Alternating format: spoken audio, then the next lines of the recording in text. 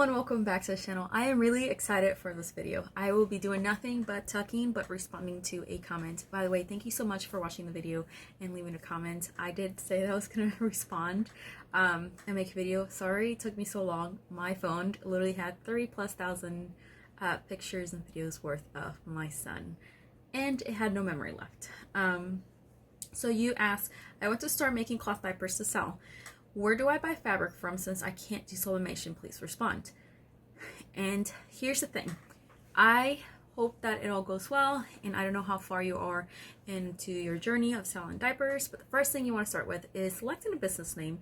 Please don't select anything that is related to big brand names, as if it's something too similar to a big brand name, they can actually ask you to change your name, and there's a lot that goes into that, especially if you already have a business that you built and now you have to change your name. So just be careful when selecting a name.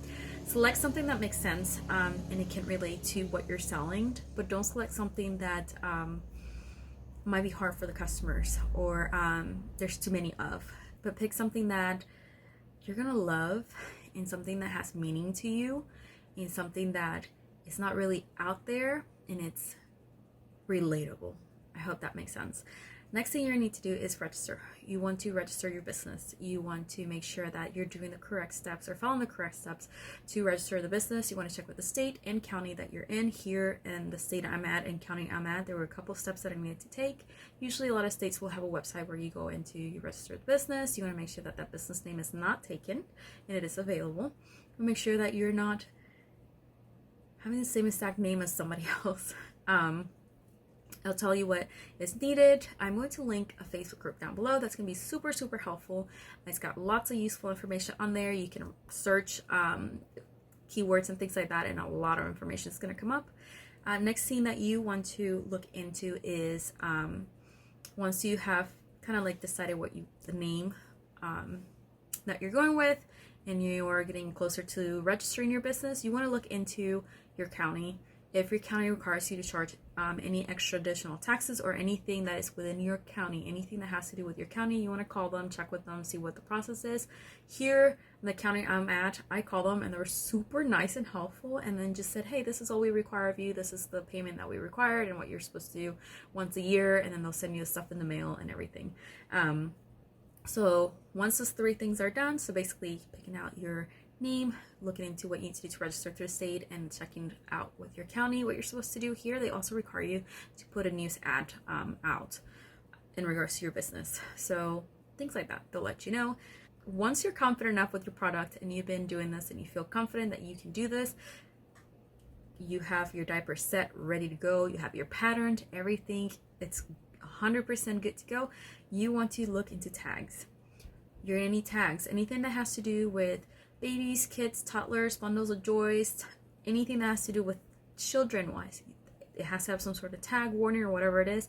You want to look into that. That group's also going to help you out and redirect you. I think they have a new group now where they have like tags and things like that, so you can look into that. So the tags you want to get, you want to put money into this. You want to get good tags. Tags are going to last you. They're going to survive all those washes and everything. You want them to last for a long time. Cloth diapers are washed very often depending on the amount of diapers parent has. So you want to make sure that those tags are going to be there. They're going to fade away. They're going to last. The last thing you want to do is that you wash them once and they fade away. That's, you know, you want to prevent that. You need like a fabric pen or a pen that you can write with on those tags, because you're going to have to write certain information on those tags. Fabric, you want to spend some good money into fabrics. You want to look into quality fabrics. You want to go with the cheap stuff because it can delaminate and then it comes apart and then it scares the parents. The diaper's still useful in a lot of cases. You just don't want to, like, you don't want that to be your case. Snaps, tons of options out there, colors, shapes, all over the place. You can find them on eBay, from eBay to Etsy to, you can go into a store and find snaps. Do not use metal snaps. Use good quality snaps. I'm going to list the website down below where I used to get a lot of my snaps from. Diaper Personal Supplies was another website I used to get them from, but they're no longer in business, so unfortunately I cannot list them. It was an amazing place to get all my fabric from. Like, I miss them. I have not checked to see if they came back, but it was a great place to get all your diaper supplies from, basically. Another thing that you're going to want to invest into is going to be your elastic. You want to get good quality elastic. The elastic needs to last just as much as your fabric, your snaps, and everything else in that diaper. It's going to be tucked down quite often when it's being put down and pulled like towards the front and things like that. You want to get something that's going to last, and it's not going to come undone, it's not going to fray or like get toasty and like, I don't know. I used to buy them from Diaper Sewing Supplies. Again, I can't recommend that site, but I also used to get it from Walmart. Now Walmart has different width to them, so make sure you get the right one, because if you get the one that's too thin, or not too thin, not too narrow enough, it's like I used to get like the in-between one. There's one that's too, but they last. They're amazing. They're great. So Walmart's another source of elastic that you can purchase from. Again, you can find a lot of this online as well, different websites. The next thing you want to invest into is thread. Do not use cotton. You want to use 100% polyester. Do not use cotton. It's going to wake out the moisture. Sorry about that, moisture. And you don't want that coming out through the thread, especially when it's... use polyester. It's a lot better. It'll last you too. It performs better. And then with that will lead us to... Also, I will link out a website on here. I have to remember because I haven't ordered from them for a while because I still have all my threads. Great place to order thread from, and they have lots of other supplies as well. The next thing that you want to look into is going to be your needle. I'm going to look for my needles and put a picture of them on here. You don't want a really big needle. A small one is fine. Another thing that you want to always make sure, you need to change your needle often when you're sewing a lot. And you can check to see if your needle's dull.